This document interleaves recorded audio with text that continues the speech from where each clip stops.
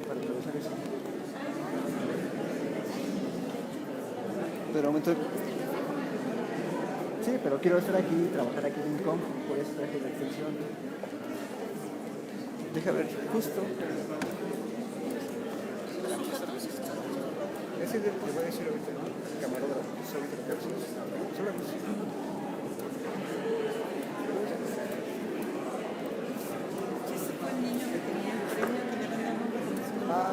estoy atrás. Sí, ese chavo. Parece padre. Yo lo conozco.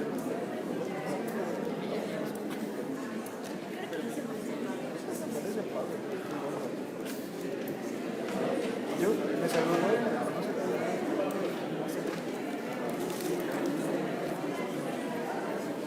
Tengo un tamaño especial.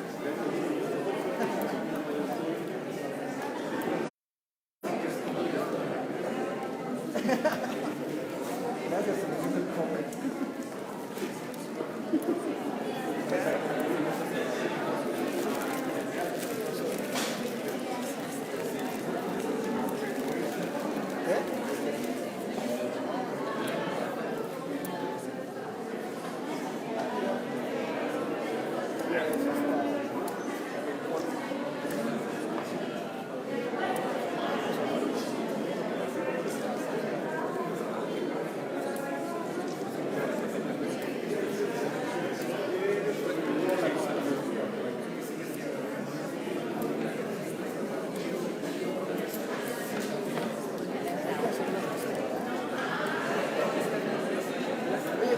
¿No tienes cinta que me puedas prestar? Es que voy a hacer una extensión porque se me está acabando la pila. ¿Sabes? Es que me dijo el de Protección Civil que no puedo atravesar mi extensión, es que se me está acabando la pila. Bueno, gracias.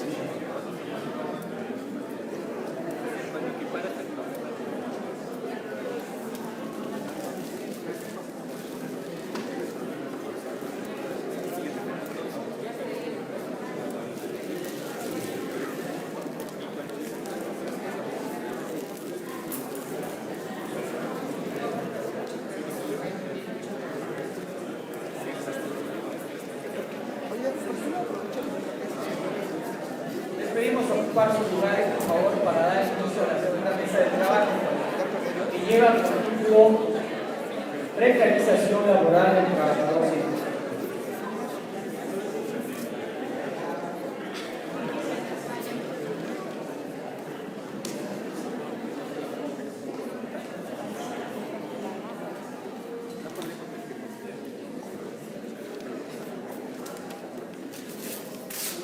Son tan amables de acompañarnos nuevamente para dar inicio a esta segunda mesa de trabajo del primer foro latinoamericano de trabajadores científicos, que lleva por título Precarización laboral del trabajador científico. Y para presentar a los ponentes y hacer la moderación de esta mesa, dejamos en el uso de la palabra al secretario de Relaciones Internacionales de la Federación de Docentes Universitarios de Argentina, el doctor Marcelo Magnasco. Si es tan amable, por favor. Bueno, como andan tantos años, bueno, vamos a esta es la segunda mesa, precarización laboral del trabajo científico. Vieron que andamos juntos con el tiempo, yo sé también que tanto de un lado como del otro uno se empieza a cansar. Me han pedido que no tratemos a los presentadores, no pasarnos de los 10 minutos, así que voy a tratar de ser una especie de... Tenemos en las sillas un golpe eléctrico para que... pero no pasemos los 10 minutos. Vamos a comenzar con la doctora Mara Alquicira, que es la vocera del Movimiento Explanada de la Universidad Autónoma de Morelos. El título de su presentación son las condiciones laborales de los profesores investigadores en universidades e instituciones de educación superior.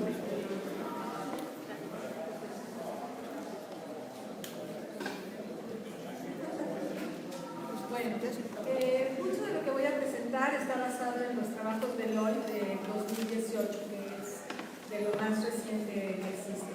Bueno, actualmente las economías más avanzadas, tanto productiva como económicamente, se basan en la disponibilidad y uso extensivo del conocimiento, la información y las innovaciones tecnológicas. Con esta idea es adecuado pensar que la inversión en la ciencia debe pensarse a largo plazo y para que beneficie a toda la humanidad. La intensificación de los esfuerzos en pro de la investigación se ha traducido en un incremento del personal dedicado a ella. Así es que, al parecer, ha valido la pena realizarlos. ¿Y en México qué es lo que está pasando?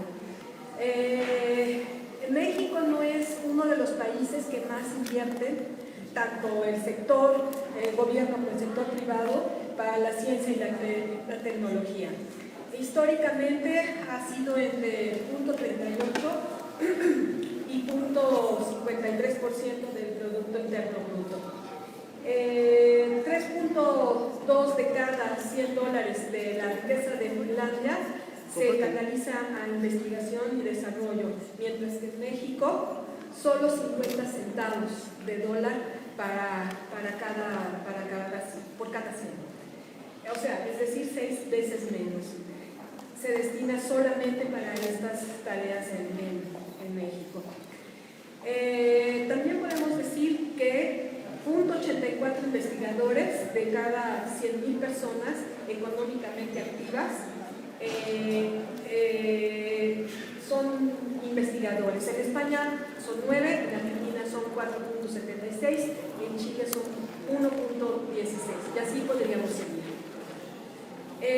Si ustedes ven este gráfico, el porcentaje del PIB invertido en investigación y desarrollo contra investigadores por millón de habitantes. Donde está la flecha, ahí en ese pequeño circulito está México. Es decir, que no es una de sus prioridades. Bueno, ¿qué se ha hecho en México para el fortalecimiento del ámbito científico? Se han tratado de implementar varias políticas públicas para fortalecerlo con la idea o bajo la premisa de que mayor incentivo económico, mayor productividad y calidad. Sin embargo, esto está basado en la idea de competencias, pero no considera tanto el compromiso o la creatividad. Rápidamente les menciono algunos de los programas que a lo largo de la historia de México se han implementado. Por ejemplo, el programa de estímulos, que es pago por desempeño, que es lo que SNI-CONACYT realiza. Programa de estímulos institucionales, programa de repatriación, becas para el posgrado, posgrados de excelencia calidad, van cambiando de nombres, becas de profesionalización y plazas para jóvenes investigadores. Esos han sido a lo largo del tiempo los programas que se han establecido. Esto, por supuesto, ha llevado a resultados o ha tenido diferentes implicaciones. Los programas sí efectivamente han otorgado beneficios, buenos beneficios, a corto y mediano plazo, pero no garantizan la estabilidad económica de los investigadores. Todo esto bajo la idea de publicar o morir, ¿no? Porque si no publicas, entonces tu salario se reduce a las cifras que nos comentaban anteriormente. Entonces es publicar o morir definitivamente. Las reformas que han intentado fortalecer la labor docente, como los estímulos institucionales, de alguna manera también se han distorsionado porque siguen favoreciendo la labor de investigación, lo cual nos pone en una situación complicada por los que realizan docencia, además de las implicaciones negativas que tienen para la misma docencia. Estas políticas han aumentado la estratificación y la diferenciación entre los académicos que dan las clases, solamente las clases, y que son la mayoría, y los que hacen investigación, ¿no? Que es una minoría. En cuanto a remuneración y también acceso a la investigación. Los investigadores reflejan los estudios que enfrentan fuertes presiones y en condiciones además de desigualdad total en la que tienen que publicar o morir. no queda no hay otro camino. Bueno, además, se ha visto que los criterios de evaluación favorecen a los investigadores de ciencias duras, ¿ok? Y a los que pertenecen a instituciones consolidadas. En la Ciudad de México es donde más podemos ver estas instituciones que les llaman consolidadas.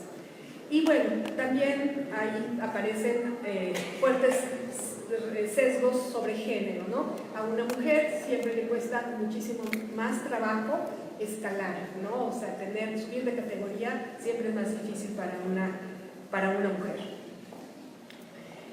Bueno, es clarísimo que hay una inequidad en las condiciones laborales y quiero hacer referencia entonces a los diferentes sistemas de investigación en México, que tal vez, bueno, nosotros somos familiarizados, pero ustedes no. En México hay varios tipos de sistemas de investigación. Tenemos las universidades nacionales, ¿no? Como es la UNAM, Instituto Politécnico y la UAM, ¿no? Institutos nacionales de investigación, que son organismos públicos descentralizados, como el CIMESTAP, centros públicos de investigación CONACYT, como el INECOL, universidades estatales, de la que yo vengo, como la UAM, y universidades tecnológicas, UTES. Todos estos sistemas se rigen por reglas diferentes, ¿ok? Pero también tienen una forma diferente de acceder a los presupuestos o a los premios, ¿no?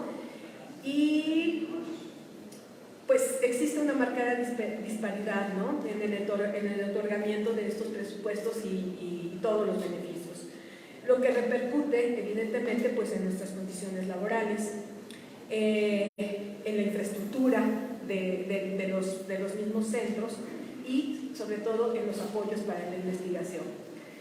La excesiva concentración de las capacidades de investigación en unas cuantas universidades de la Ciudad de México pues tiene una clara repercusión negativa en el desarrollo de las regiones menos avanzadas económicamente y en el desarrollo de todo el país, podríamos decir.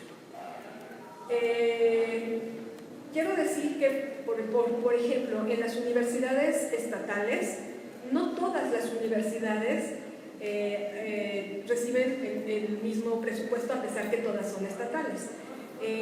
Algunas universidades tienen presupuesto para investigación. Por ejemplo, la UAM no tiene presupuesto para investigación, ¿no? Y en estas universidades hace docencia y también se hace investigación, ¿okay?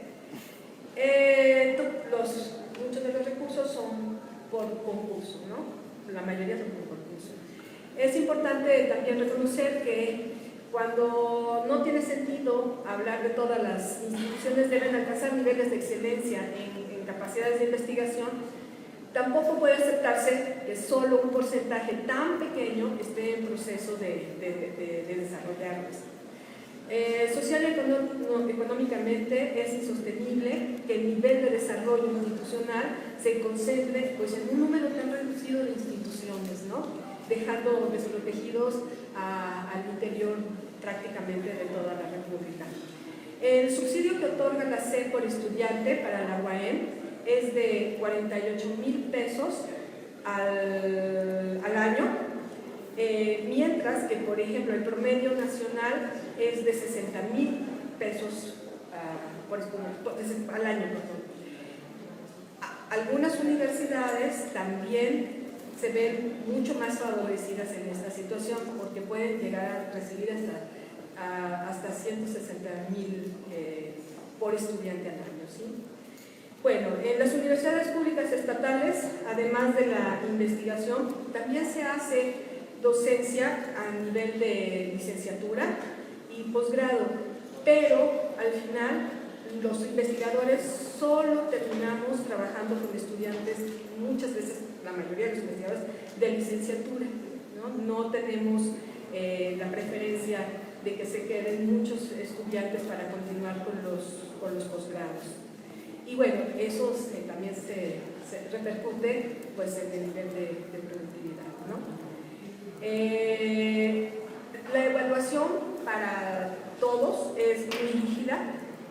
basa en criterios fijos y estandarizados que toma como referencia a la UNAM, que sí, la UNAM es una joya para México, ¿no?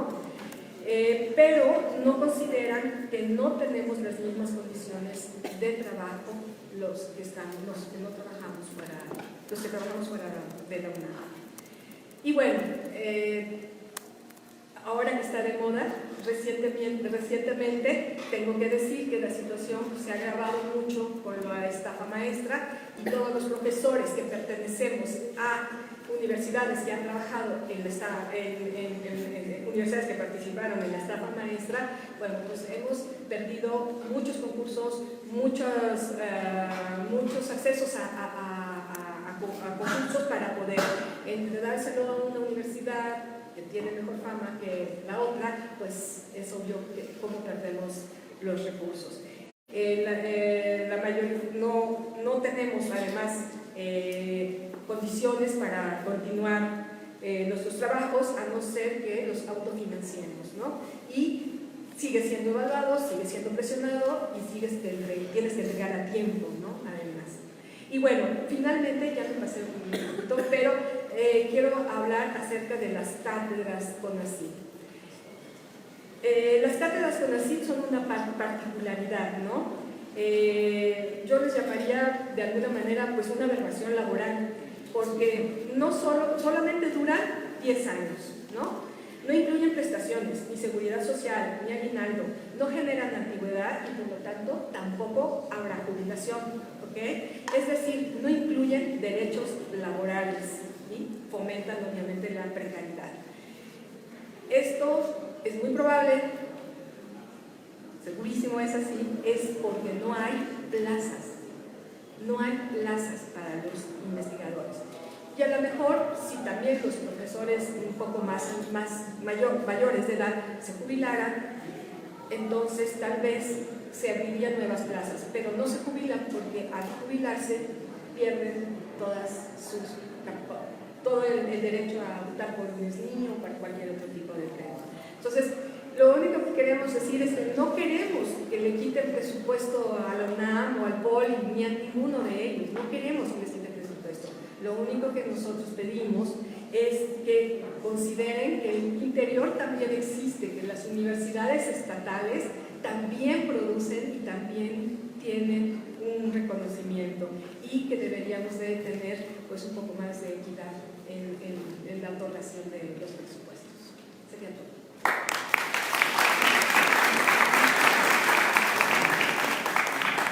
Agradecemos a la doctora Mara. Voy a hacer un pedido personal, nomás cuando en el entretiempo, cuando vamos a comer algo, alguien me explique qué es bien la estafa maestra, pues parece el nombre de una película impresionante que iría a ver, les aseguro. Así estuvo la estafa. Sí. Así estuvo. No, de película. Bueno, ahora le vamos a ceder la palabra al doctor Alejandro Valdés Cruz, que es secretario general del Sindicato Independiente de Trabajadores en Investigación Científica Salud, CITIC Salud, un nombre, siempre las siglas son complejas, o sea, si va a hablar sobre los sindicatos de trabajadores científicos. Bueno, buenas tardes a todos. Quizá retoma algunas ideas que se han expuesto. Nosotros somos un sindicato que tiene poco de haber nacido, no ni medio año, y este proceso de creación de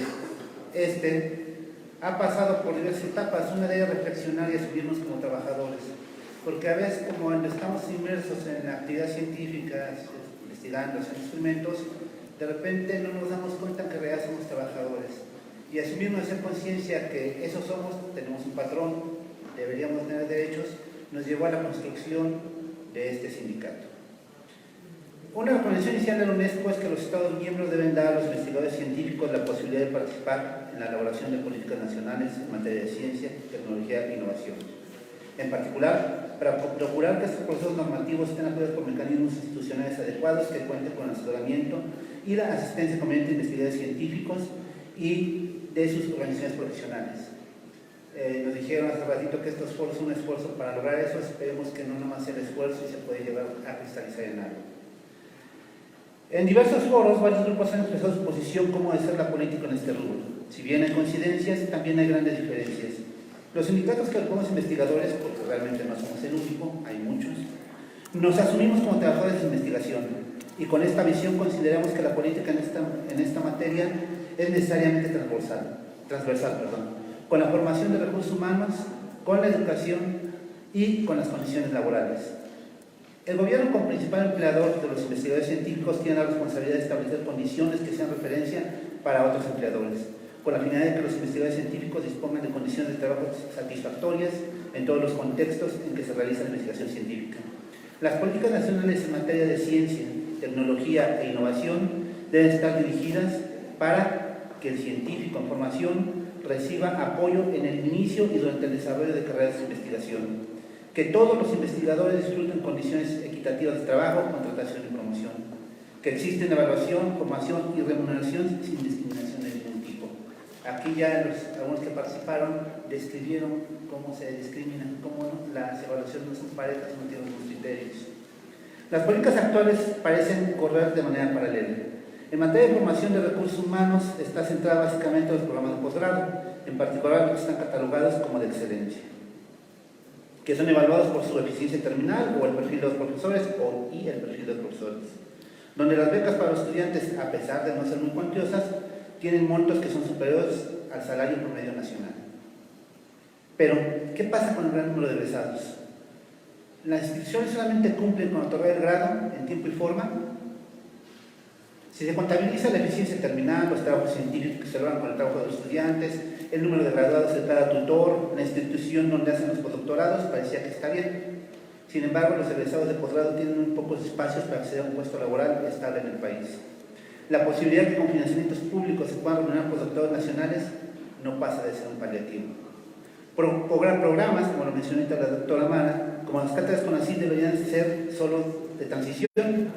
El panorama es inquietante, por no decir desolador. 4 o 6 años de estudios de posgrado, edad 26-30 años, 2 postdoctorados en el extranjero, colaborador de proyectos financiados, 34-38 años, muchos proyectos de investigación, artículos, libros, proyectos, desarrollos tecnológicos, y bien, califica una cátedra CONACYT. 10 años después, finaliza la cátedra. No hay cotización de vivienda, antigüedad, ahorro para retiro, jubilación, y ya tiene 50 años. Tenemos pues que el ingreso a las instituciones parece estar casi cancelado. Es mínimo un nuevo ingreso. Se generan pocas plazas nuevas.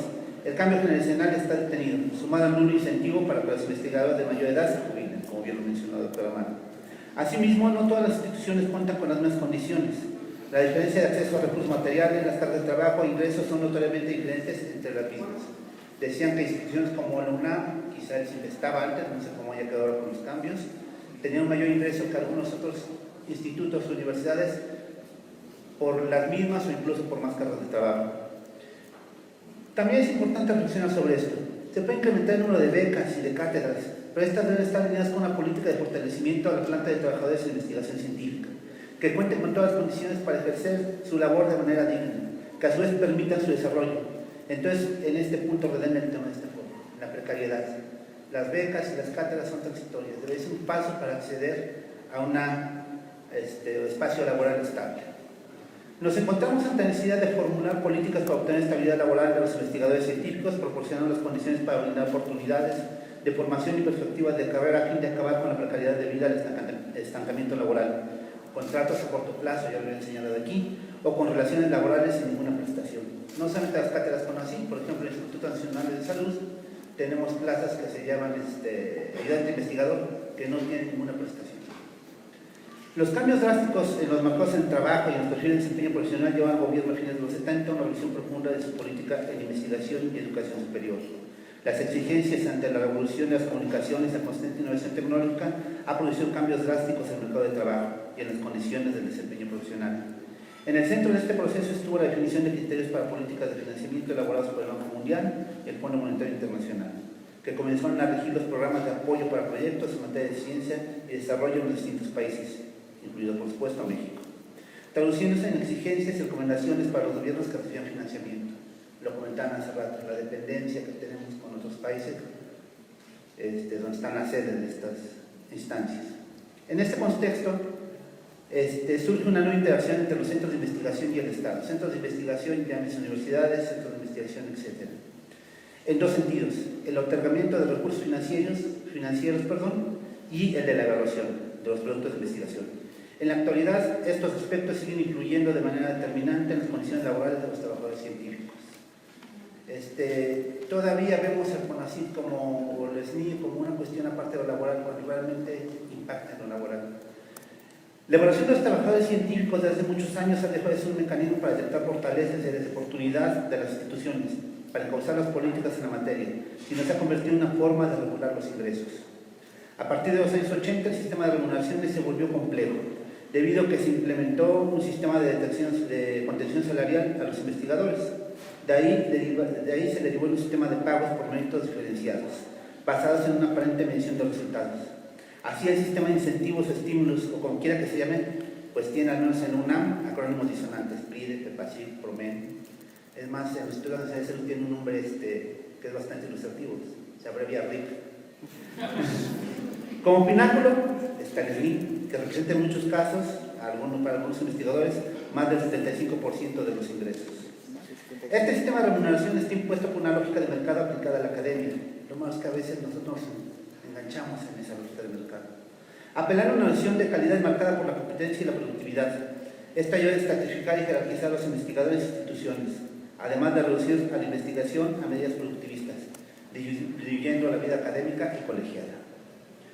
Otro aspecto aún más grave es que los estímulos no son salario. Al no estar integrados en estos estímulos, no impactan para la jubilación, la prima vacacional, el aguinaldo, etc. Por lo tanto, el sistema de incentivos de todas las instituciones, aunque tiene sus propias reglas de operación, están totalmente alineados a las políticas que fueron impuestas desde hace años por el Estado en la evaluación y la contención salarial, siendo una de las causas directas de la precarización y jerarquización de la vida académica. La comunidad científica se encuentra fragmentada en un conjunto de individuos diferenciados y agrupados por segmentos, según sea el tipo y el monto de los estímulos que reciben. Dime qué nivel de SNI eres y te diré qué privilegios tienes acceso. Se nos plantea la posibilidad que algún día, con esfuerzo y si producimos mucho, alcanzaremos ese nivel, como si no existiera una pirámide donde por la misma estructura del sistema siempre habrá una estratificación. Los recursos son limitados, lo que ha propiciado una formación de grupos de interés, jerarquías y sectarismo. Con esta lógica, el Estado se convirtió en el principal dique contra la unidad de los trabajadores científicos, promocionando la competencia por recursos siempre limitados. Se argumenta, y eso lo dicen, que la parte de la evaluación es una cuestión meramente académica. Creo que todos tenemos nuestras dudas de esto, ¿no?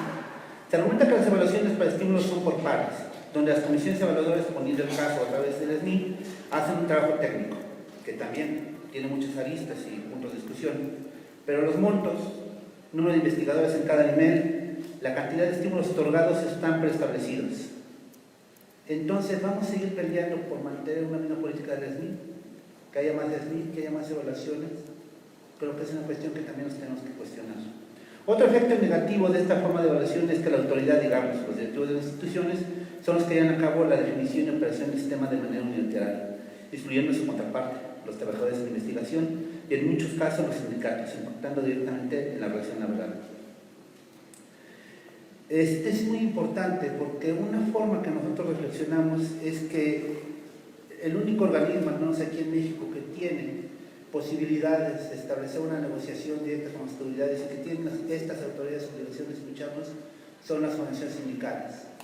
Con las asociaciones académicas o civiles podrán tener una diferencia de escucharnos, de tomar en cuenta nuestra opinión y hacer algún acuerdo, pero no nos obliga a nada. Aún así, los sindicatos que pueden ganar un contrato colectivo de trabajo, que pueden establecer negociaciones directas con el patrón, pues en este caso las autoridades, aún así hay violaciones de estos, pero esta forma de relación nosotros pensamos que es la más adecuada para poder impulsar mejores condiciones laborales. Durante años, diversos sectores de poder han buscado el debilitamiento de las organizaciones sindicales y la capacidad de negociación laboral, restringiendo los mecanismos de evaluación a los individuos y fomentando la competencia entre los mismos. El otro pasa a ser con quien tengo que competir y no con quien debo de trabajar, logrando la manipulación y el control de los investigadores.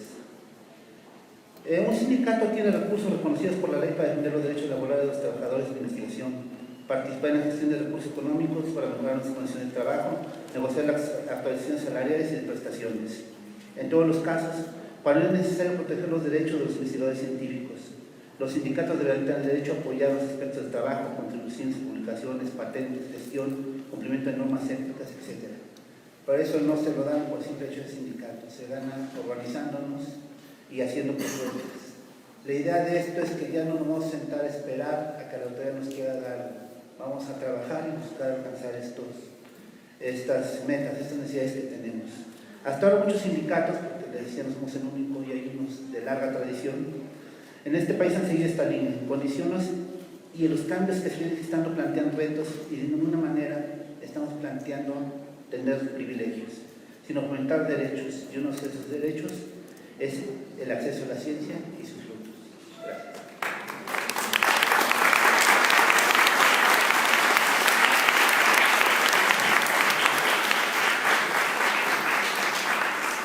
Gracias, Alejandro. Vamos a ceder la palabra al doctor Iván Martínez Dunca Ramírez, que es profesor investigador de la Universidad Autónoma del Estado de Morelos, a la vez es presidente de la Sociedad Latinoamericana de Clicobiología, AC, y su presentación va a estar relacionada a vinculando la investigación universitaria al desarrollo local. Muchas gracias, muy buenas tardes. En los próximos minutos les compartiré mi opinión sobre la oportunidad que hemos perdido, pero que podemos aún aprovechar para hacer de las universidades y en general de la academia pública un elemento clave para impulsar desde el Estado el desarrollo económico y social que requerimos para mejorar nuestro bienestar. Podrán preguntarse qué tiene que ver esto con la precarización laboral. Ver que tu trabajo no logra ser aplicado en tu país, que el gobierno te margina o incluso discrimina de participar en las decisiones que debieran tener un sustento científico para ser exitosas, que se te puede incluso señalar como parte de un problema, abona a un ambiente de incertidumbre y de estrés laboral que está a la raíz de una compleja desatención histórica, no solo de la actividad científica, sino de las condiciones laborales en las que se desarrollan los recursos humanos que la hacen posible. Hablar de vincular la investigación universitaria al desarrollo es hablar de incrementar su pertinencia, su impacto y valor social, pero también es mostrar respeto a los proyectos de vida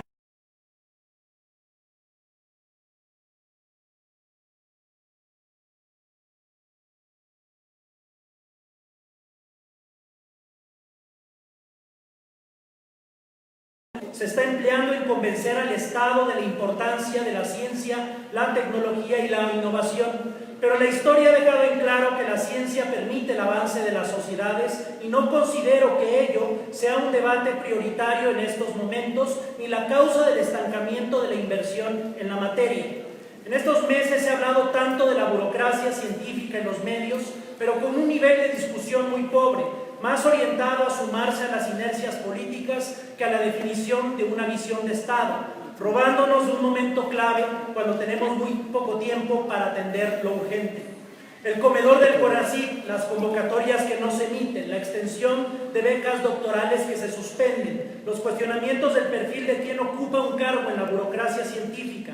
Todos estos temas importantes se han estructurado de tal forma en los medios para distraernos de entablar una discusión a fondo de su origen, es decir, el nivel de compromiso que el gobierno mexicano asumirá para con la ciencia nacional como motor de desarrollo.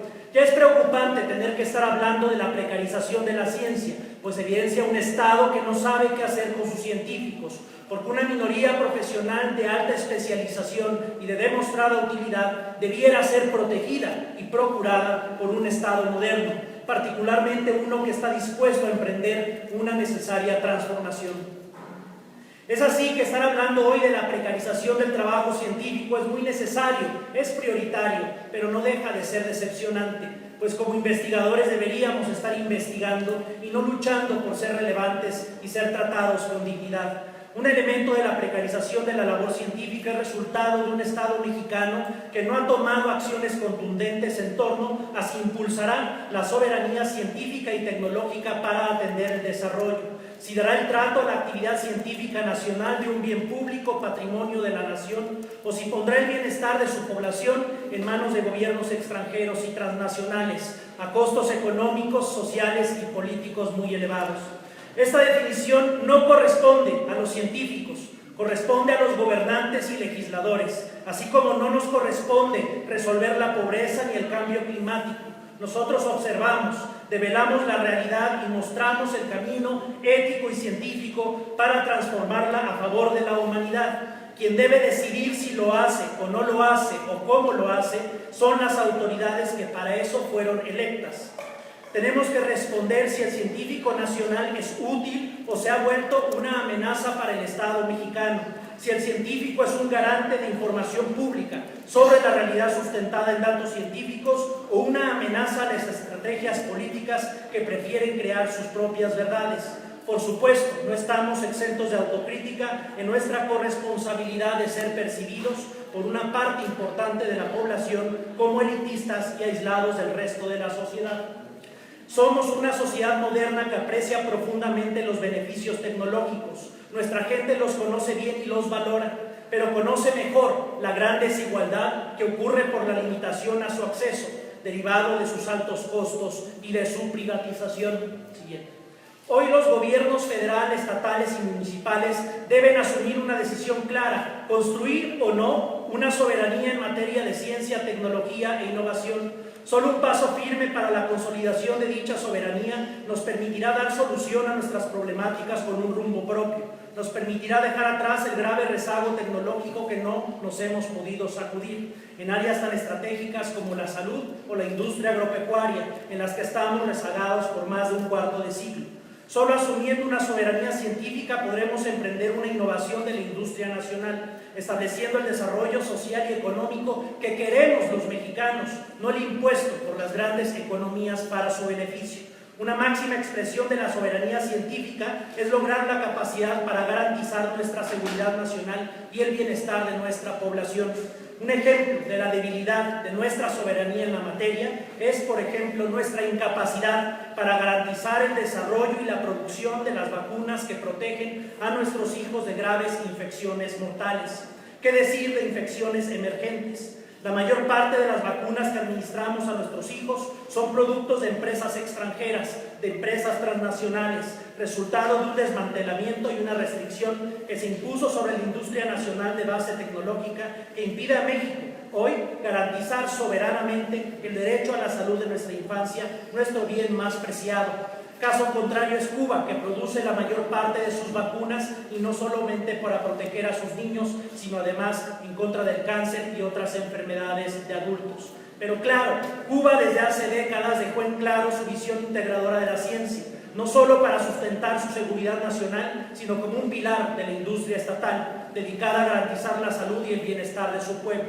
Esa contundente definición le toca hoy a México, vergonzosamente tardía, pero de la mayor responsabilidad para quienes hoy administran y pretenden transformar el Estado. La falta de acceso a quimioterapias para el cáncer o trasplantes de médula ósea responden a la misma vulnerabilidad. Si el Estado mexicano decide construir con determinación y claridad esta soberanía, deberá aumentar el PIB considerablemente durante los próximos años. Es por supuesto necesario que el incremento de la inversión pública se sume la participación de la iniciativa privada, pero el gobierno mexicano debe, antes que nadie, sentar las bases para una mayor inversión. La principal inversión ya está hecha, una que ha formado a lo largo de varias décadas el recurso más valioso, ese que hoy se siente cuestionado y amenazado, que es el capital humano científico consolidado y en formación que hay en México. Un capital humano que ha sido desaprovechado no solo en términos de su vinculación al desarrollo nacional, sino también como una inversión que hemos históricamente despreciado, obligando a nuestros jóvenes científicos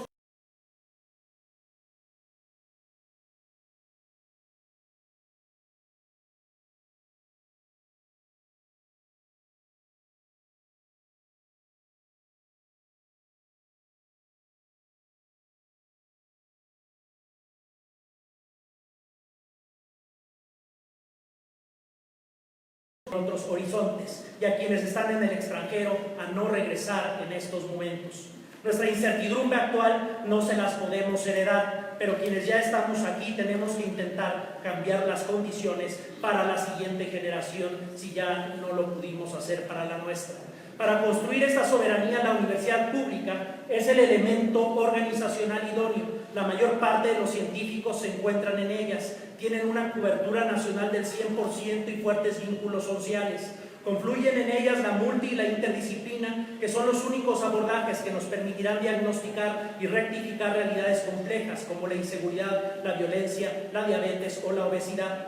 Pero el recurso más preciado y más desperdiciado de las universidades siguen siendo sus jóvenes, que aún seguimos preparando para un mercado laboral que se rige por un modelo de desarrollo equivocado, diseñado para someternos a los gobiernos que tienen el liderazgo tecnológico.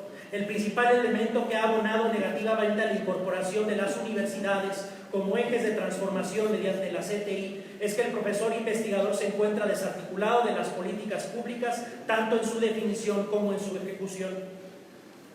Siguiente. Por ello, estamos obligados a impulsar un cambio cultural que movilice la creatividad, no la repetición maquiladora, transitar de un estado administrador a uno transformador, de una industria de la manufactura a uno de la mentefactura, donde se valora el cerebro, el tiempo de nuestros trabajadores y su calidad de vida.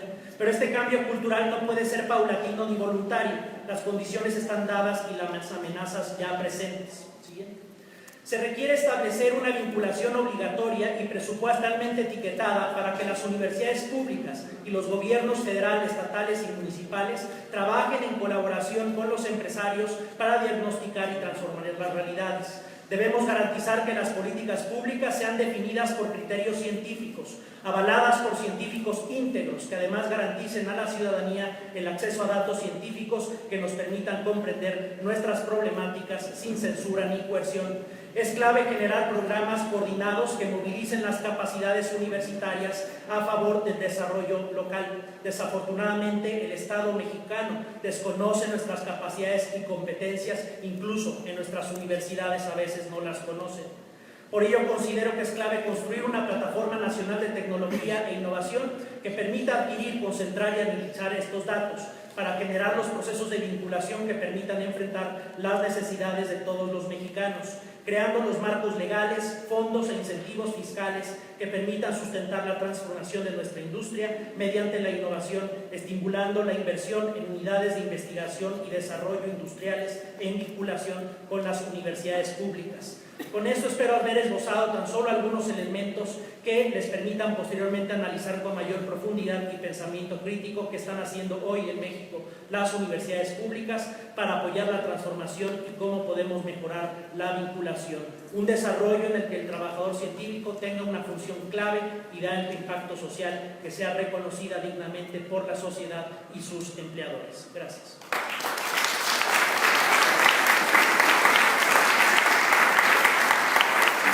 Muchas gracias, Iván. Y para ir cerrando, antes de las preguntas y la discusión, vamos a cederle la palabra a la doctora Artemisa Nieto Jara, que es subdirectora de Incubación y Atención a Emprendedores del Consejo Estatal de Ciencia y Tecnología del Estado de Morelos, aquí en México, como ustedes saben. Condiciones de innovación y desarrollo tecnológico en Latinoamérica.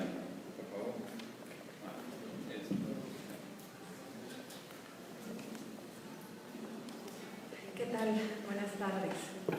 Pues bueno, creo que hablar de innovación nos podría tomar días, entonces trataré de ser como lo más breve. Evité tal cual dar como dedicarme a los datos duros, porque creo que en realidad tendríamos que reflexionar más sobre cómo llegamos a la innovación y cuál es el papel del científico en la innovación, ¿no? Y no dividirlo como ha estado sucediendo últimamente.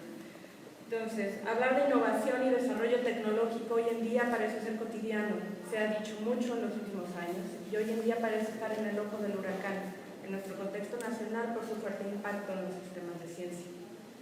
El crecimiento de la población mundial ha ejercido presiones sin precedentes sobre los recursos naturales y la ciencia, tecnología e innovación tiene la obligación y el llamado hoy más que nunca para ejercer un papel preponderante en la mejora de la producción y la conservación de dichos recursos, por lo que se esperaría que al tener una mayor población mundial, junto con un desarrollo económico continuo, esto debería de traducirse en un incremento de actividades de investigación e innovación.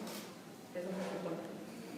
Así pues, Eso ha promovido que se firmen acuerdos internacionales de cooperación en ciencia, tecnología e innovación, CTI, que buscan acelerar la transferencia de tecnología en países desarrollados y en el caso de los que aún están en desarrollo, como podrían ser el caso de los países latinoamericanos, necesitarán ampliar y profundizar en sus propias capacidades de investigación e innovación para absorber y adaptar estas tecnologías a sus propias necesidades o ir más lejos aún y poder invertir y desarrollarlas propias. Lo anterior llevaría la reflexión sobre el qué hacer de la ciencia, la tecnología y la innovación en sus condiciones actuales. Según la OCDE, en su reporte del 2015, la inversión en I+D+I en las empresas transnacionales se ha ido incorporando cada vez con mayor fuerza, y esto implica que se necesitan trabajadores cada vez más especializados y preparados, muchos de ellos recién egresados de posgrados o estudiantes aún que se insertan en proyectos que se gestionan por convenios y contratos para el desarrollo de productos tal cual hechos en encargo por una empresa que encuentra un lugar seguro y confiable desde la academia. Claro está.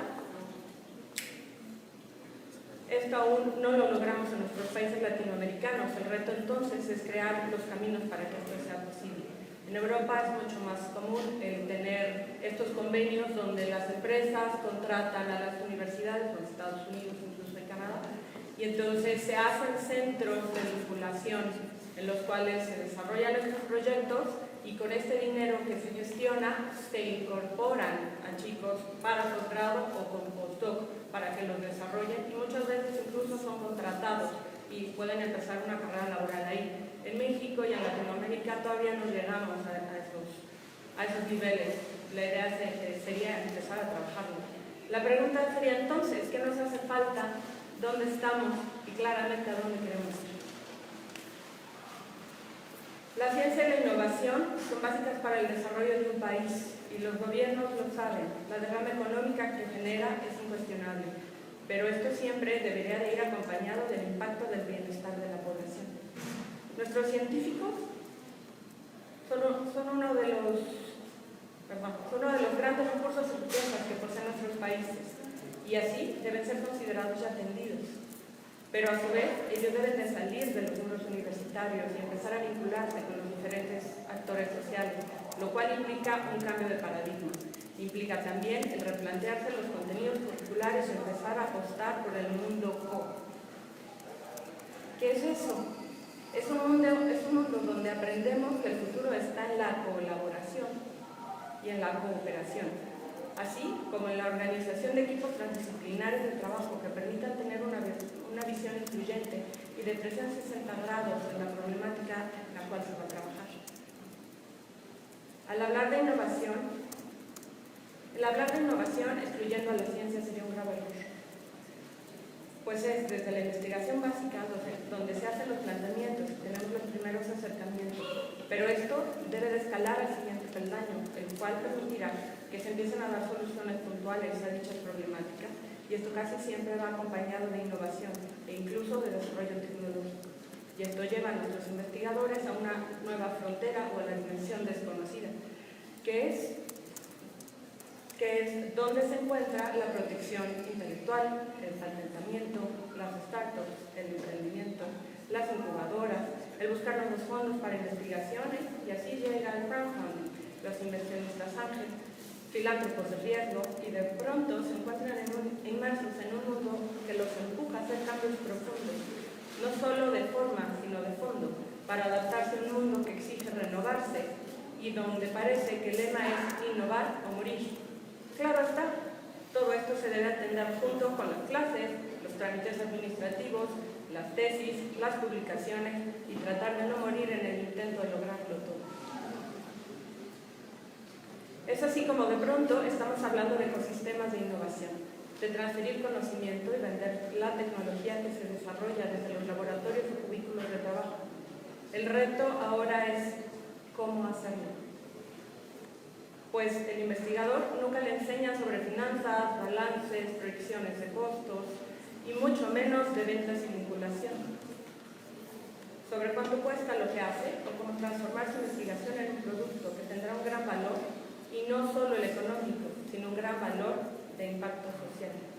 Es entonces cuando se debe replantear si esto no debería estar incluido en la currícula de la licenciatura e incluso en los posgrados, e integrar la innovación en la educación y claramente en las políticas públicas, iniciativas y leyes que deben de estar presentes para que la innovación sea posible.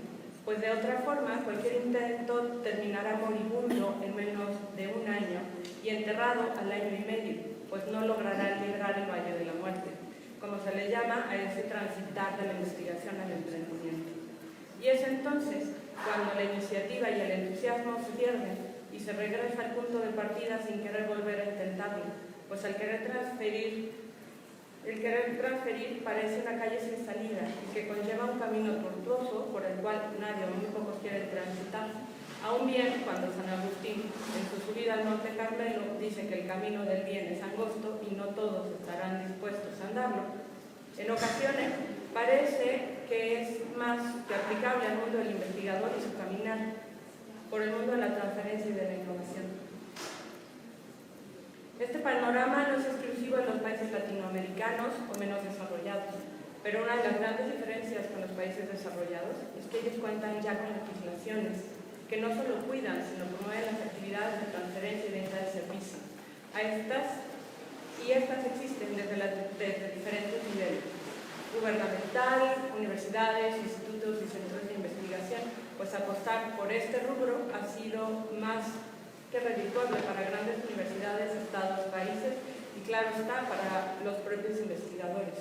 El tema de la innovación se vuelve muy complicado cuando el investigador de pronto se da cuenta que hay una nueva forma de enfrentar algo, una problemática, y de pronto se da cuenta que incluso puede tener un valor económico y quiere venderlo. ¿Cómo?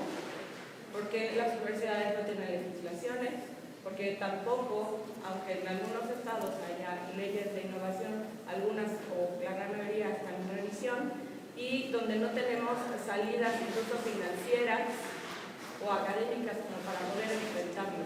Entonces, llega un momento en que lo que acaban haciendo es separar la innovación de la ciencia y lo vuelven solamente como un tema económico. Pero pues es que no podemos llegar a la innovación si no hicimos primero ciencia antes de investigamos.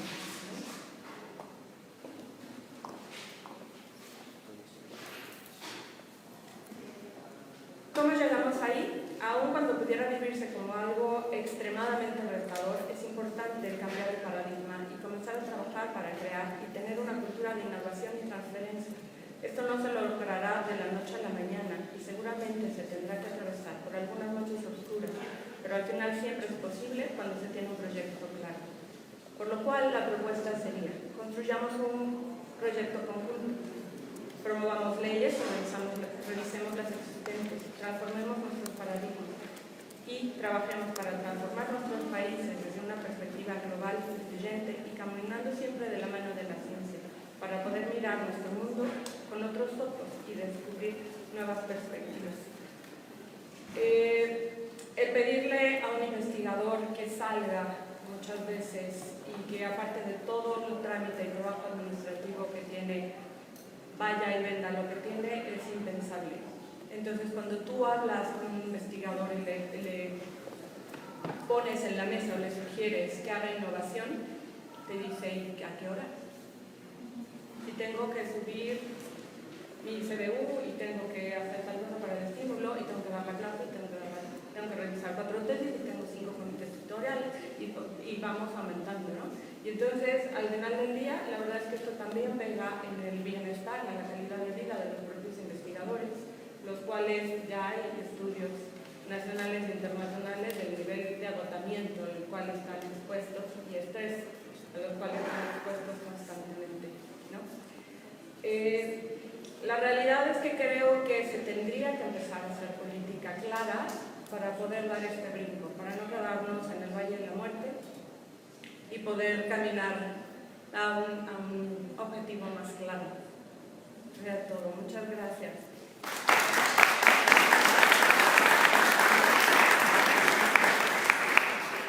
Bueno, muchísimas gracias a todos. En este esperemos salir del Valle de la Muerte en este estrecho camino que nos llevaba a San Agustín, ¿no? Creo, esperemos, me sonó así por ahí citando a italianos, ¿no? Que entrábamos en el infierno de Dante en cualquier momento, esperemos que el Averno no sea qui, como diría. Llega el momento de las, acá dice, preguntas y discusión, es decir, respuesta no vamos a dar, ¿no? Pero bueno, más allá de los chistes malos, que es una de mis características, no sé si hay algún comentario, alguna pregunta. Hay una, vemos, primero vi esa mano ahí, después vi la otra. Sí. Por favor. Buenas tardes. Acuérdense de presentarse. Buenas tardes, soy la doctora Lourdes Álvarez, soy catedrática de Conacyt. Les agradezco mucho a los ponentes por poner en el foro el tema de los catedráticos y simplemente quisiera hablar un poquito de la información sobre nuestra situación laboral. Nosotros somos investigadores jóvenes que nos encontramos en todo el país, en diferentes instituciones, en diferentes sectores: salud, ambiente, desarrollo, sociedad, tanto instituciones de educación como hospitales, diferentes instituciones en general. Somos contratados por Conacyt y somos comisionados a diferentes instituciones que concursaron por estas plazas. Nuestras evaluaciones son anuales, de las cuales depende nuestra permanencia en el programa. Tenemos que pertenecer al Sistema Nacional de Investigadores, sí o sí, porque si no también nuestro contrato termina. Nuestras condiciones pues son realmente desfavorecedoras, tanto a nivel personal como para el desarrollo de nuestra labor científica. Nuestras evaluaciones son anuales y nosotros tenemos que tanto publicar artículos, dar clases, formar recursos humanos, y es aquí donde me quiero detener un poco. La formación de recursos humanos a nivel de posgrado implica 2-4 años, maestría, doctorado, cuando nuestras evaluaciones son anuales y nosotros no sabemos qué va a pasar el próximo año. Nos piden también que obtengamos recursos. En mi caso particular, he logrado, y soy de las afortunadas que tengo financiamientos de Conacyt, tanto para desarrollar investigación como para infraestructura. Sin embargo, o sea, estos financiamientos son igual a 3 años y yo no sé qué va a pasar conmigo el próximo año, ¿no? Entonces, ahí retomo lo que decía la doctora Mara de la aberración del programa con lo que es nuestra labor, ¿no? Y bueno, ya por otra parte, la parte personal, ¿no? El estrés en el que vivimos por tener que estar cumpliendo con todas estas cosas para poder tener un ingreso. No somos ni de aquí ni de allá, o sea, nadie atiende nuestras necesidades como trabajadores. Entonces es una situación realmente preocupante. Somos 1.500 investigadores que pertenecemos a este programa actualmente. En mi caso, soy de la primera generación del 2014, es decir, ya voy a cumplir 5 años en el programa y me va a pasar lo que decía el doctor Alejandro, ¿no? Entré siendo joven, voy a salir siendo grande. y sin ninguna oportunidad de encontrar otro empleo, porque, por ejemplo, para la UNAM, para ingresar a la UNAM, tienen que ser menores de 38 años, ¿no? Entonces, realmente les pido, por favor, al foro que difundan también esta información, ¿no? Que por favor también vean a los jóvenes, a los más jóvenes, que estamos en esta situación. Gracias.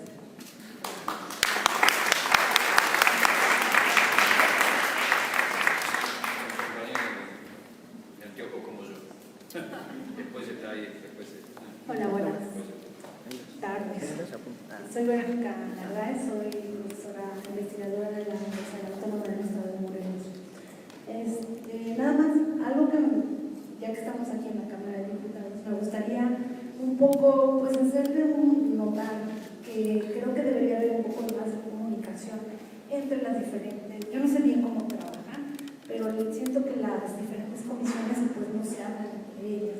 Por ejemplo, o sea, algo que me llama la atención es esto de, hoy estamos en la Comisión de Ciencia y Tecnología, pero quien a las universidades nos da el presupuesto es la Comisión de Educación, porque dependemos de la SEP, a las universidades estatales.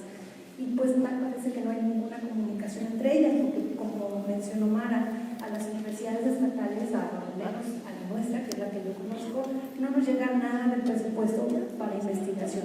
Entonces, como que el presupuesto de investigación viene por otra partida, pero pues en realidad a nosotros, al menos en nuestra universidad, nos contratan como profesores e investigadores de tiempo completo, pero no nos dan absolutamente nada para hacer investigación. Lo único, la SEP manda el presupuesto bien etiquetado para horas de docencia, profesores, directores y demás, pero nada que tenga que ver con investigación. Entonces, como que ahí pues hay un hueco, ¿no?, en los presupuestos. Y obviamente, pues la universidad tiene que sacar de su presupuesto etiquetado para pagar la investigación, y luego entonces vienen todos estos problemas de que es que hay déficit de recursos y las universidades no son transparentes y nos castigan porque al final de cuentas no nos alcanza el presupuesto. Y entonces venimos con esta precarización de la que hablan, en la que no sabemos, o sea, nosotros en la UAM llevamos ya por lo menos 3, 4 años en donde cada año no sabemos si nos van a pagar, si la siguiente quincena nos van a poder pagar porque ya se nos va a acabar el presupuesto. El año pasado estuvimos más de un mes en huelga porque no nos pagaron y levantamos la huelga a pesar de que no nos pagaron. Entonces, y ahorita estamos en las mismas, ¿no? Ya otra vez de que las universidades que estamos en quiebra no sabemos si vamos a acabar bien con el presupuesto, lo cual impacta obviamente en la investigación, en la docencia, en todo, ¿no? Entonces, algo que, no sé, nada más quisiera hacer notar, que creo que debería haber un poco más de comunicación entre las diferentes comisiones.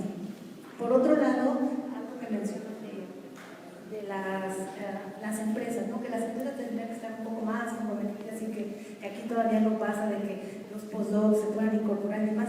Dejen tú los postdocs, nosotros tenemos a los alumnos de licenciatura. Justo me acaba de pasar que la semana pasada vino una alumna que acaba de graduarse de licenciatura y llegó, o sea, realmente muy decepcionada diciendo, no, doctora, es que mejor me hubiera convenido no recibirme de licenciatura, porque resulta que las empresas te dicen que estás sobrecalificado. Prefieren contratar técnicos porque a los técnicos les pagan menos. Ya si llegas tú con una licenciatura, les tienen que pagar más y entonces prefieren contratar técnicos. Y peor si eres licenciado, maestro o doctor. Entonces realmente no es ni siquiera que quieran, o sea, que pues no los quieren. O sea, realmente prefieren contratar mano de obra barata que pagar mano de obra calificada. Entonces ahí tenemos un grave problema. Y por otro, sin embargo tenemos esta presión por parte de CONACYT y la SEP de que las universidades nos califican por el número de egresados que tenemos que sacar, y entre más doctorados mejor. Cuando luego, ¿qué hacemos con todos ellos, no? Que es la pregunta de que estamos sacando doctorados sin que realmente haya una evaluación de hacia dónde van a ir. Y bueno, nada más finalmente, efectivamente nos quieren que seamos todólogos, o sea, somos profesores que tenemos que informar, tenemos, o sea, al menos en la universidad tenemos desde prepas, ¿no? Tenemos chavos, la universidad también tiene prepa, tenemos que formar alumnos de prepa porque tenemos servicio social y creo que trabajan en nuestros laboratorios que son chavitos de prepa. Los tenemos que formar sin tener recursos para la investigación, sino con nuestros propios recursos, alumnos de prepa, alumnos de licenciatura, alumnos de posgrado. Tenemos que hacer difusión, divulgación de la ciencia, tenemos que revisar tesis, comités tutoriales, etcétera, etcétera. Y además tenemos que ir, vender nuestro trabajo y tenemos que formar empresas. O sea, realmente, no se puede, o sea, creo que sí se tienen que sentar no nos pueden pedir tanto, ya no podemos. Creo que realmente sí nos sentimos en una situación de estrés laboral. Gracias. Muchas gracias. La compañera Yarundo había pedido la palabra. Escuchando a la compañera anterior, parece que una vez definimos el siglo XX como una lucha por los derechos de los trabajadores en contra de la esclavitud. En el siglo XXI continuamos. Hola, muy buenas tardes. Mi nombre soy la doctora Irene Trampe, trabajo en el ISSSTE. La doctora Mara Alquicira habló sobre las condiciones laborales en los institutos y en las universidades.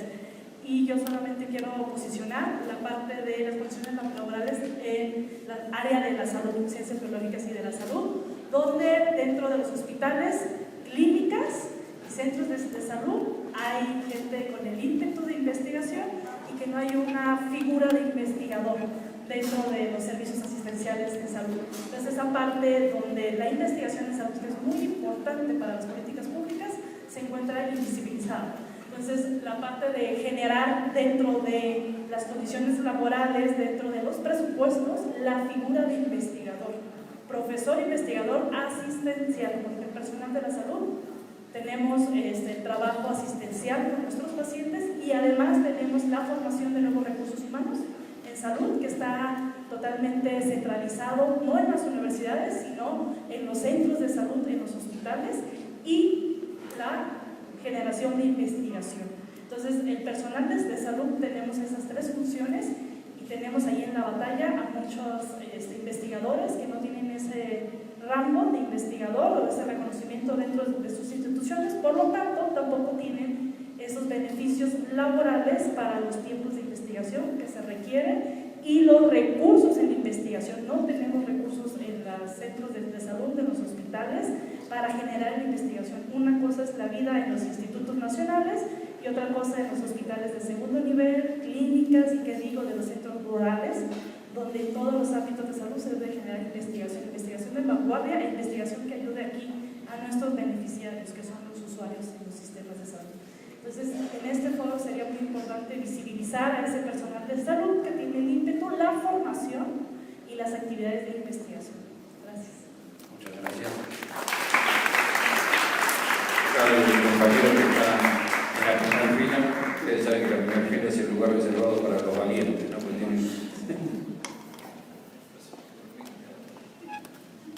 Pues me llamo César Jurado, soy maestro en filosofía de la ciencia y trabajador precario también, por supuesto.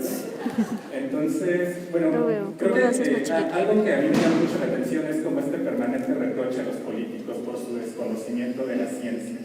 Pero creo que también deberíamos empezar a ser mucho más críticos y reconocer que el común del científico mexicano tiene una despreocupación política muy grotesca, ¿no? O sea, hay una falta de interés político en el científico mexicano, y politizar la ciencia es malo, ¿no?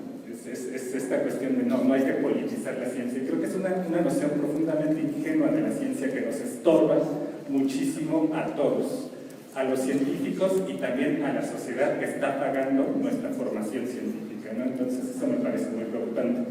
No quiero minimizar las tragedias de nadie, o sea, creo que todos aquí tenemos como experiencias muy desagradables en la actividad científica, pero es bastante frustrante que nuestras tragedias personales no nos sirvan para articular algo más, para que no nos sirvan para pensarnos colectivamente.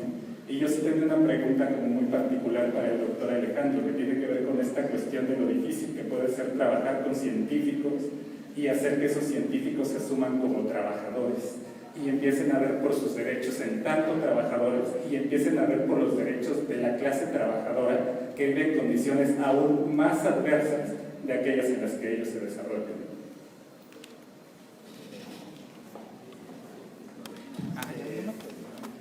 Gracias.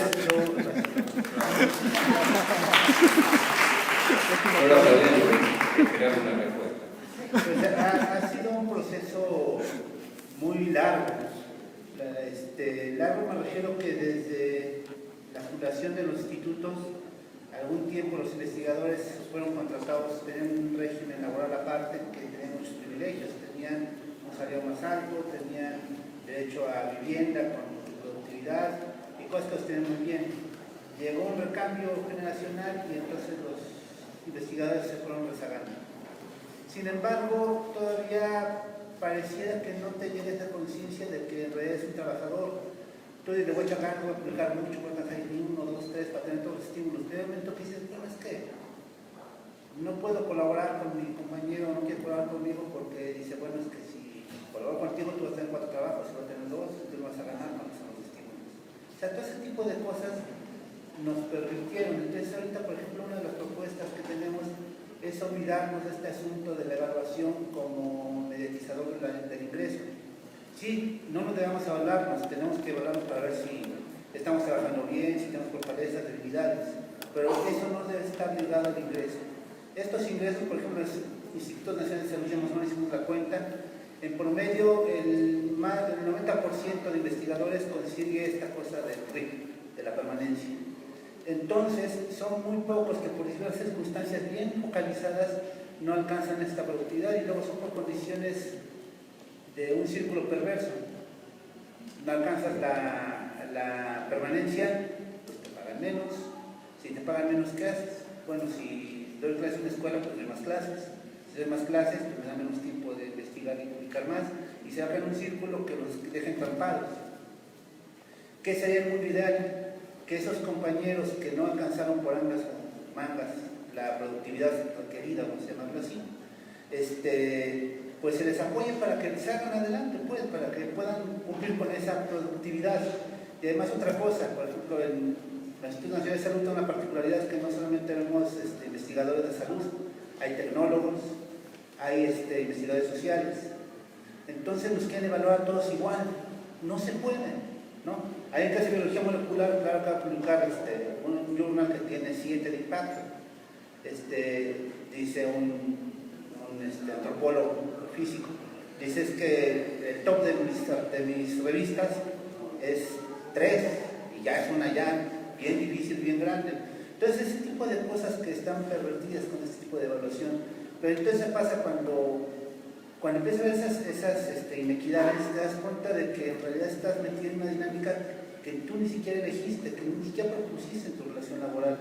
Entonces, platicar de esto nos ha llevado a plantearnos eso. Creo que no estoy compitiendo contigo, más bien somos trabajadores que estamos viviendo el mismo régimen vamos a decir, de evaluación desproporcional de la idea de nuestro salario, que no nos permite desarrollarnos y trabajar de manera armónica. Yo por esa parte es platicarlo.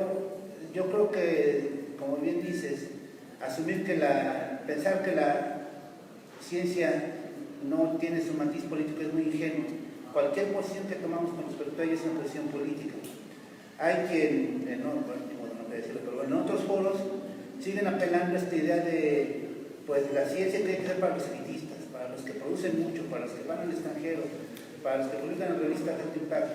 Ellos son los que tienen los recursos. Los demás, los que sigan siendo ahí parte del resto de los investigadores, sean ellos y nosotros.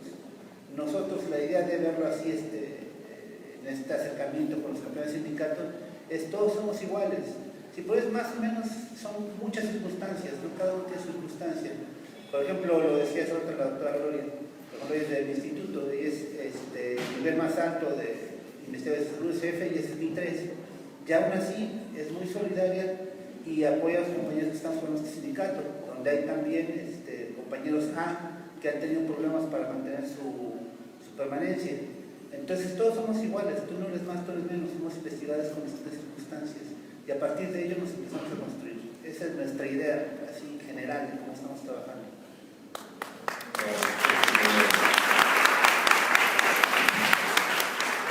Yo quiero agregar algo. Desde las primeras reuniones que tuvimos para la organización del foro, Alejandro dijo algo que a mí dijo, bueno, yo sí quiero participar. Dijo Daniel, el enlace, nos dijo que era muy raro ver a investigadores preocupados por estos aspectos laborales, ¿no? Y Alejandro dijo algo, sí, es que a todos se nos olvida que además de ser que somos investigadores, pero primero somos trabajadores.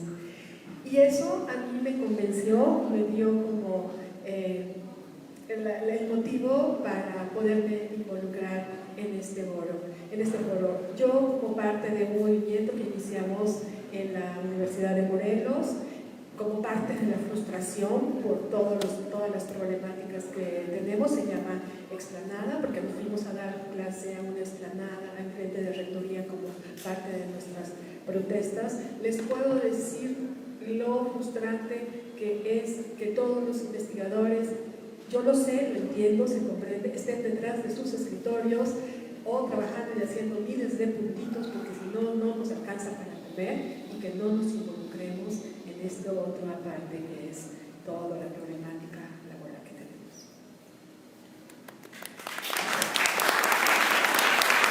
Voy a usar solo un segundo y dando un poco, creo que la pregunta acá del compañero genera un resumen, por lo menos para mí, ¿no? ¿Cómo se hace para que alguien mismo se considere un trabajador? Yo cuando lo contaste me surgió la idea, la necesidad tiene cara de hereje. Vamos a dejar la herejía para otro foro. Esto quiere decir, la necesidad surge de alguna manera cuando la gente en algún momento empieza a vivir de ese trabajo, ¿no? Podemos imaginarnos, yo me lo imagino en Argentina, supongo que acá también, que era gente en un momento dado de cierta posición económica que además se dedicaba a la ciencia. Por supuesto estamos hablando de un porcentaje, estamos hablando de hace 40, 50 años. Después hubo una serie de cambios donde distintas personas, como profesores universitarios, empezaron a trabajar y quizás en la lotería sociopolítica económica, yo al menos tampoco no fui beneficiado de heredar nada, ¿no? Para ser sincero. Entonces, y después de varias luchas, esos sueldos empezaron a mejorar. Cuando esos sueldos permiten como mantener a la persona, mantener a su familia o con quienes vivan, ahí alguien se empieza a considerar trabajador, ¿no? Es decir, y es por eso que creo que estamos acá en este foro, porque muchos de los trabajadores científicos no se consideran trabajadores, porque entre comillas, de alguna manera no lo son, porque no tienen derechos, por ejemplo, ¿no? Entonces hay que empezar a construir ese círculo para que se consideren. Digo entre comillas y en forma irónica porque sí están trabajando, ¿no? Por eso no quise decir, bueno, entonces hay que empezar a luchar y a construir esos derechos. Me voy a permitir una cosa, la compañera hablaba sobre quién evaluaba. Yo creo que el aspecto más perverso es la evaluación en sí misma. No digo, yo personalmente estoy ¿no? en contra de la evaluación, porque en general en nuestros países la evaluación está destinada, no sé cómo decir para ser sutil, para destruir a distintos grupos que no están dentro del sector político. Entonces, o tenés una política para que el otro no te mate, ¿no? Una política seria, institucional, o te terminan pasando por arriba, que es a veces lo que pasa, ¿no? Entonces, la evaluación básicamente muchas veces son una serie de puntos. Yo escuché algo decir acá la compañera que era publicación o muerte. Publicar o morir, perdón, le estaba dando una iniciación al término. Entonces, pero bueno, es decir, morir es una opción, entonces. ¿Y quiénes son? ¿A dónde tenés que publicar? ¿Quiénes manejan esos medios de publicación? Seguramente gente interesada en muchas cosas. La mayoría, estoy seguro. Había un político argentino, para no aburrirlo mucho, que decía, solo la organización vence al tiempo. El tiempo es un perverso importante. Creo que este foro tiene que servir a todos, nos tiene que servir para empezar a organizarnos, porque el tiempo está en manos de nosotros. Y, por ejemplo, decir qué política, solo un mero ejemplo, nos vamos a dar para quienes manejan las publicaciones. En el mientras tanto no podemos ir cambiando estos sistemas de evaluación o tener una política decidida a quiénes y cómo se eligen los evaluadores. Y es esa la organización que cuando al principio dije, me preguntan para qué sirven las construcciones internacionales, es justamente para esto, para intercambiar los modelos de trabajo y para ir organizándonos para que realmente, en este caso, los trabajadores de la investigación y de la ciencia sean realmente trabajadores lo más calificados posible, porque eso no lo vamos a dejar atrás, no vamos a dejar la calidad atrás a pesar de todas las persecuciones, tanto políticas y económicas. Bueno, no sé si ya tenemos que ir cerrando. Hay una mano que se levanta haciendo señas. Bueno, le damos la última palabra y ya finito. ¿No? Muy buenas tardes. Yo soy Alejandra Soriano. Yo ya soy investigadora publicada y creo que si este gobierno está en contra debería de atacar exactamente la corrupción dentro del sistema de investigación. O sea, hay mucha corrupción dentro de los evaluadores, dentro de las instituciones, dentro de los mismos investigadores y de los grupos de investigación. Entonces, no dan oportunidad a los jóvenes de poderse superar, de poder lograr una posición dentro de las investigaciones. A los investigadores consolidados se les limita en muchos aspectos, y a los investigadores que se están desarrollando no se pueden desarrollar porque están limitados por otros investigadores ya desarrollados. O sea, es un círculo vicioso terrible, una corrupción que yo ya la viví, y en el momento de jubilarme yo dije, ojalá que los jóvenes realmente puedan lograr superarse, puedan lograr desarrollarse, porque ahorita no hay futuro para ellos. Entonces yo sí le pido a la Comisión de Ciencia y Tecnología de la Cámara de Diputados, a los senadores, al CONACYT, a todos los sistemas que están manejando la investigación, que miren hacia todas las situaciones y hacia todos los ambientes de investigación. Muchísimas gracias. Muchas gracias a todos. Felicitaciones. Hay un receso y reiniciamos a las 15 horas local.